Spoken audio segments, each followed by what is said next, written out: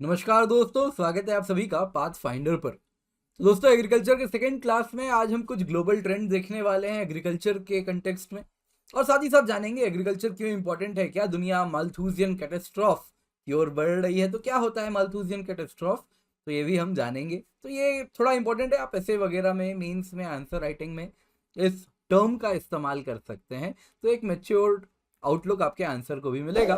तो छोटी सी क्लास है, अगेन एज यूजुअल 10 से 15 मिनट की, तो काफ़ी चीज़ आपको सीखने मिलेगी, तो जल्दी से देखें, सीखें और समझें। तो दोस्तों, मेरा नाम किंजल चौधरी है एंड मैंने यूपीएससी सिविल सर्विस एग्जाम में इंटरव्यू दिया है, 5 बार मेंस दिया है। एंड आप मुझसे मेरे टेलीग्राम चैनल पर जुड़ सकते हैं, जहाँ पर लेक्चर के बाद आपको लेक्चर के पीडीएफ अपडेट्स मिल जाएंगे। तो पीडीएफ पाना है तो इस चैनल पर ज़रूर ज्वाइन करें, तो आपको पीडीएफ भी मिल जाएगी। तो 31 तारीख को एक इम्पॉर्टेंट अनाउंसमेंट होने वाली है, तो बस इंतज़ार करें, अच्छी अनाउंसमेंट है, अच्छी न्यूज़ आपको मिलेगी। तो आइए एग्रीकल्चर टॉपिक स्टार्ट करते हैं। तो पहला टॉपिक है, दुनिया में एग्रीकल्चर की इस वक्त क्या स्थिति है। तो एफएओ की रिपोर्ट के मुताबिक अगर हम वर्ल्ड लेवल पे क्रॉप प्रोडक्शन की बात करें, तो 2000 से 2030 तक की अगर हम बात करें, और उसके बाद जो 1970 टू 2000 तक की बात करें, तो अगर हम दुनिया को इस प्रकार से दो ब्रैकेट्स में बांटें, तो 1970 टू 2000 यदि आप देखें तो इसमें एग्रीकल्चर का ग्रोथ रेट हुआ है 2.1% पर एनम पे, तो 2.1% पर एनम से ये ग्रो किया है। वहीं अगर हम 2000 टू 2030 तक की, जिसमें कुछ प्रोजेक्टेड डेटा है ये, तो एक्चुअल डेटा क्योंकि 2030 तक हुआ नहीं है, तो ये प्रोजेक्टेड डेटा अगर आप देखें तो यहाँ पे एग्रीकल्चर प्रोडक्शन में, जो प्रोडक्शन में ग्रोथ रेट हुआ है वो बस 1.4% पर एनम हुआ है। यानी कि प्रोडक्शन की जो ग्रोथ है वो कम हो रही है। देखिए, प्रोडक्शन बढ़ रही है, लेकिन 1970 टू 2000 में वो 2.1% पर ईयर के दर से बढ़ी है, वो अब घट के 1.4% पर ईयर से बढ़ी है। इसका जो डिस्ट्रीब्यूशन है आप देख सकते हैं, कॉन्टिनेंट वाइज क्या रहा है, एशिया में क्या है, लैटिन अमेरिका में क्या है, तो ये डिस्ट्रीब्यूशन आपको यहाँ देखने मिलेगा। और यही आपको कहाँ से क्रॉप प्रोडक्शन जो हुआ है उसका सोर्स क्या है, कहाँ से इंक्रीज हुआ है, क्या क्रॉपिंग इंटेंसिटी बढ़ाई गई है, क्या यील्ड में इंक्रीज आई है, तो ये आपको यहाँ पर टेबल मिलेगा। ये टर्म्स क्या है अभी मैं आपको समझा दूंगा, घबराइए मत।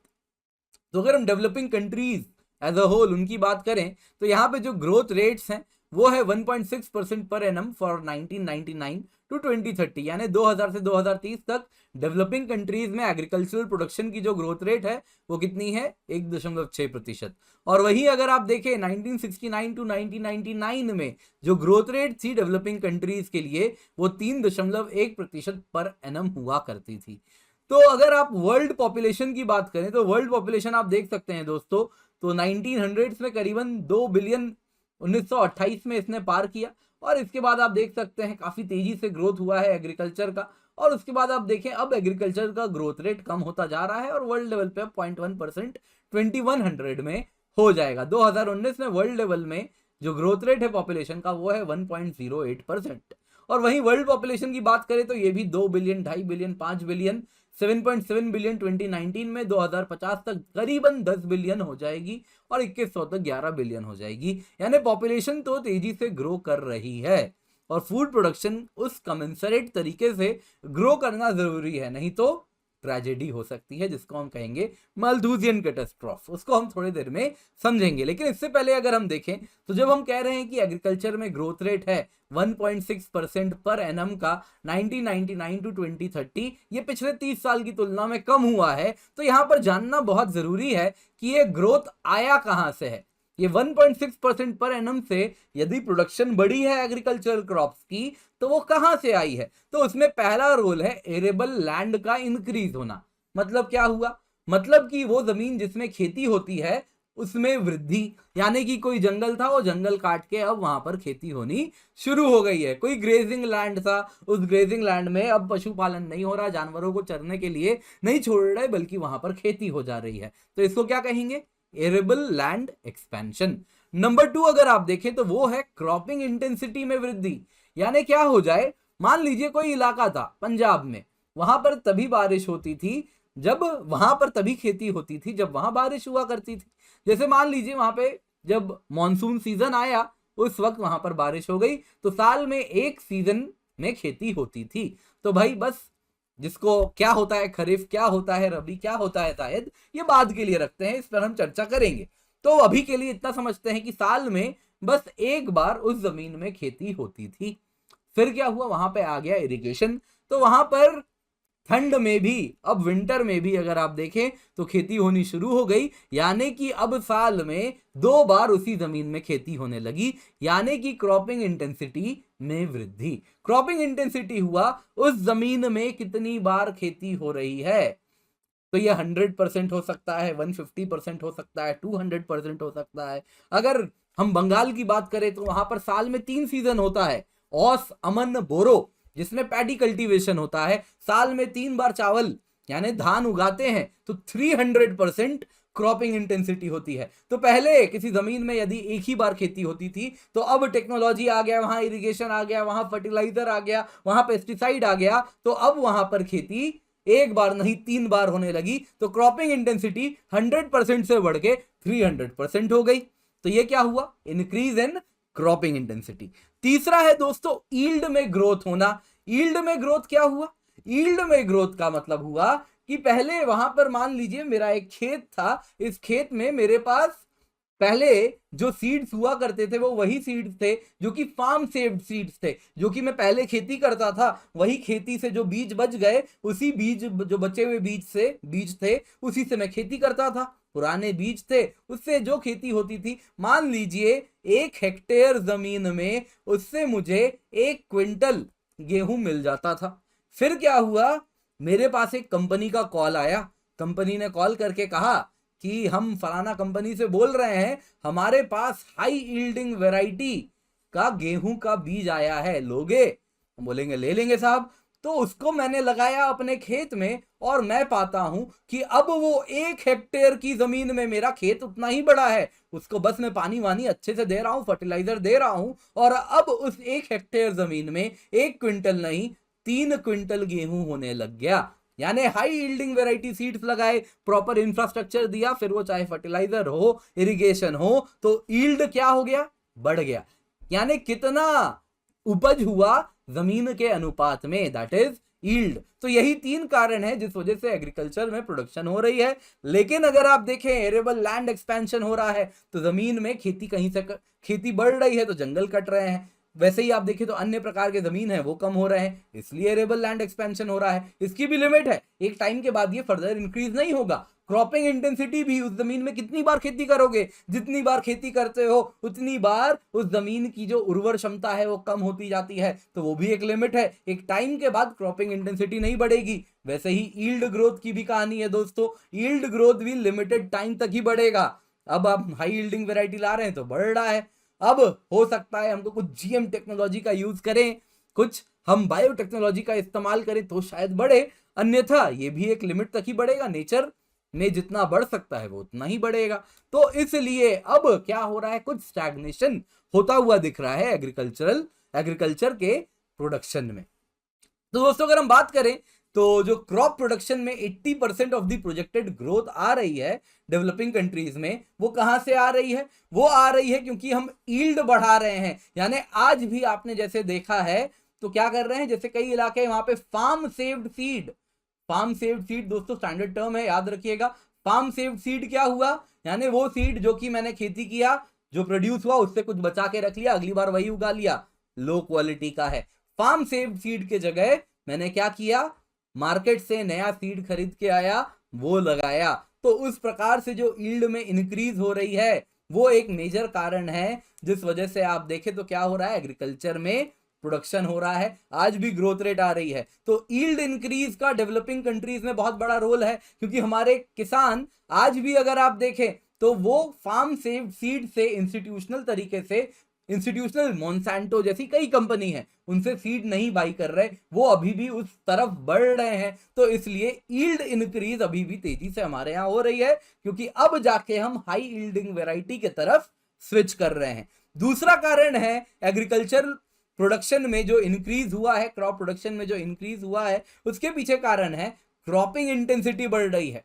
कारण क्या है, कि कई जगह में आज भी बिना इरिगेशन के एग्रीकल्चर हो रही है, तो वहां पे अलग अलग स्कीम्स हो रहे हैं डेवलपिंग कंट्रीज में, जिससे इरिगेशन पहुंच रहा है, बेटर क्वालिटी सीड्स आ रहे हैं, ड्रॉट रेजिस्टेंट वेराइटी सीड आ रही है, तो फार्मर अब रिस्क लेता है, कम बारिश में भी खेती कर ले रहा है, उसमें भी रिस्क लेता है, तो क्रॉपिंग इंटेंसिटी इंक्रीज हो रही है। इस वजह से भी अगर आप देखें तो बहुत बड़ा रोल हो रहा है, जिस वजह से डेवलपिंग कंट्रीज में जो ग्रोथ प्रोजेक्ट की जा रही है 1.6% पर एनम की।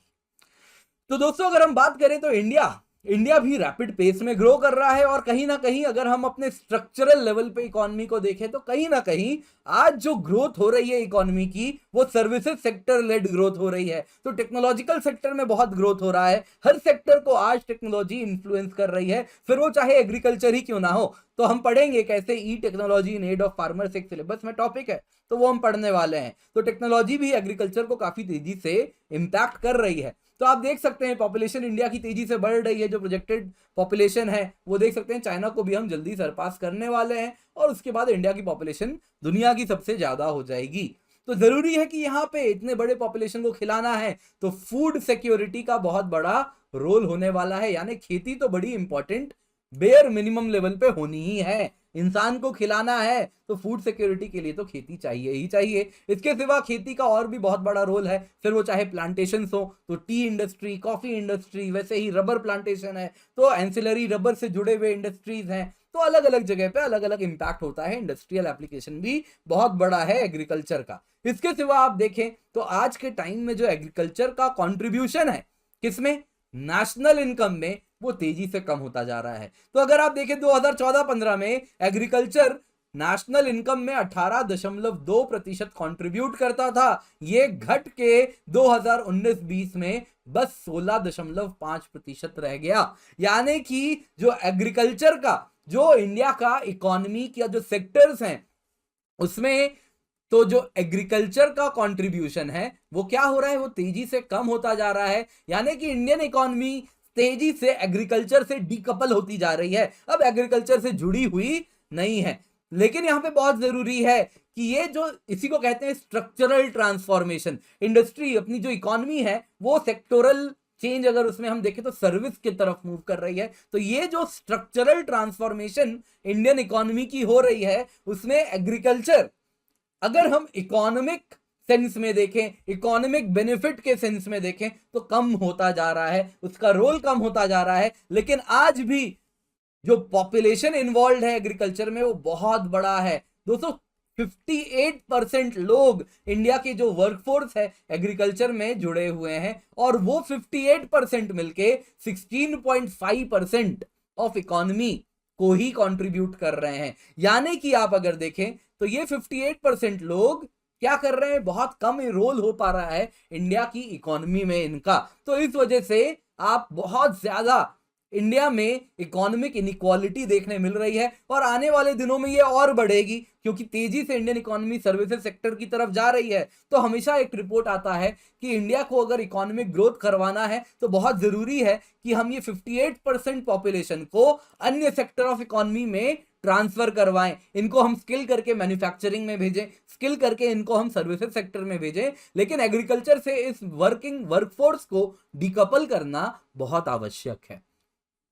तो दोस्तों यहीं पे अगर हम देखें तो आज भी इसी वजह से मेजर पॉपुलेशन भारत का एग्रीकल्चर प्रैक्टिस करता है as its primary source of income.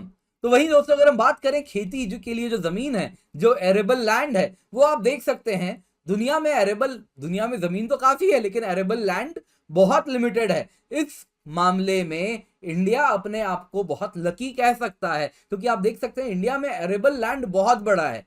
China जैसे देश में भी आप देखें तो इतना बड़ा इलाका सिर्फ और सिर्फ उनका रेगिस्तान और अन्य इलाके हैं जहां पे खेती नहीं हो सकती, लेकिन इंडिया में देखें तो एरेबल लैंड भारत में बहुत बड़ा है। तो इस मामले में भारत लकी है कि एरेबल लैंड हमारे पास है, लेकिन जरूरी है कि हम अपने एग्रीकल्चर में कुछ मेजर चेंजेस लाएं सो दैट जो गवर्नमेंट की ऑब्जेक्टिव है डबलिंग फार्मर्स इनकम, वो सब हम अचीव कर सकें। दोस्तों यहीं पर बात हो रही है, जैसा हमने कहा भारत की पॉपुलेशन अगर आप देखें तेजी से बढ़ रही है, एग्रीकल्चर कहीं ना कहीं स्टैग्नेट कर रहा है, तो यहां पर एक टर्म बड़ा इंपॉर्टेंट हो जाता है। आप जाने माल्थूजियन कैटास्ट्रॉफ क्या होता है।